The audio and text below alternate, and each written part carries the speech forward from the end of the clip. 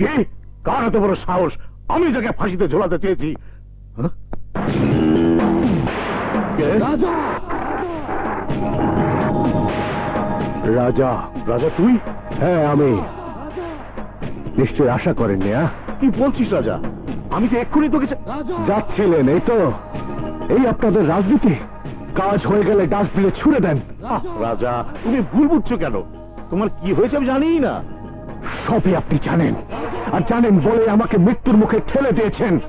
একজন দেশপ্রেমিককে দেশের শত্রু বানিয়ে আমার দ্বারা হত্যা করে আপনি হতে চেয়েছিলেন দেশপ্রেমিক, ভেবেছিলেন আমার ফাঁসি হয়ে যাবে আর কেউ কিছু জানবে না। কিন্তু মিজু চৌধুরী, সত্যকে খুন করে মিথ্যে দিয়ে রাজনীতি করা যায় না। আপনি একটা ভণ্ড রাজনীতিবিদ। আগে জানলে আপনার এই ভয়ঙ্কর রাজনীতিতে আমি পা দিতাম না। সীমা ছাড়িয়ে যাচ্ছিস রাজা। সীমা? হ্যাঁ, সীমা লঙ্ঘন করতে আপনারা একটু বাধ্য করেছেন। আরে আপনি তো একজন বেশ্যার সর্দার। বেশ্যারা যেমন মাসির কথা মতো খদ্দেরের ভোগ হয়, আমাদের মতো রাজারাও কখনো আপনার ভোগ, কখনো আরেকজনের। তোকে কে ছাড়িয়ে আনলো রাজা? নাসির খান। খবরদার রাজা, ও আমার শত্রু, ও আমার রাজনৈতিক প্রতিপক্ষ।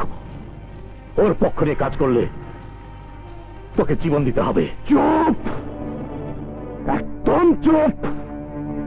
এই রাজা এখন আর কাউকে ভয় পায় না। আমার আর জীবনের কোনো ভয় নেই। যার কিছুই নেই তার হারাবারও কিছু নেই। আমি এখন নাসির খানের তাবার কুটি। আগে ছিলাম আপনার। আমার কাছে আপনারা দুজনেই সমান, যেমন বেশ্যার কাছে তাদের মাসি। Mind it.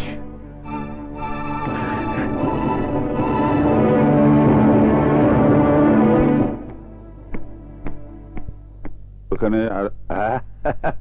ওয়েলকাম ওয়েলকাম রাজা, ওয়েলকাম। তোমার কথা আমি আমার পিয়ের কাছে সব শুনেছি।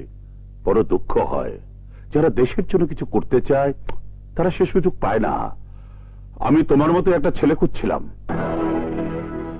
শোনো, আমি হত্যার রাজনীতি পছন্দ করি না, তবে যারা হত্যার রাজনীতি করে দেশের শান্তি শৃঙ্খলা বিনষ্ট করে তাদেরকে তার রেহাই দেওয়া যায় না। তাকিয়ে কি ভাবছো? রাজনীতি করতে গেলে টাকা লাগে, লাগে শক্তি ও বুদ্ধি। টাকা ও বুদ্ধি আমার আছে, আর তুমি হবে শুধু শক্তি। ওই মিজু চৌধুরী শুধু তোমার শত্রু নয়, আমারও প্রতিপক্ষ এবং শত্রু। প্রয়োজন আমার টাকা ও বুদ্ধি, আর আমি তোমাকে সহযোগিতা করব। হ্যাঁ,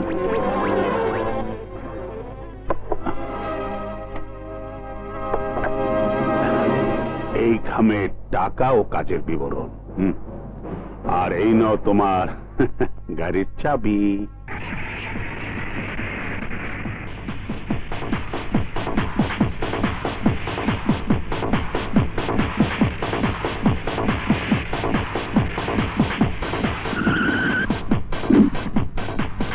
রাজা!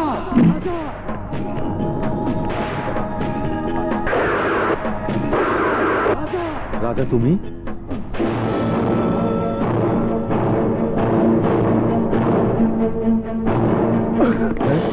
স্যার, স্যার ওরা আমাকে মেরে ফেলবে, প্লিজ আমাকে বাঁচান। তুমি পিছনে যাও।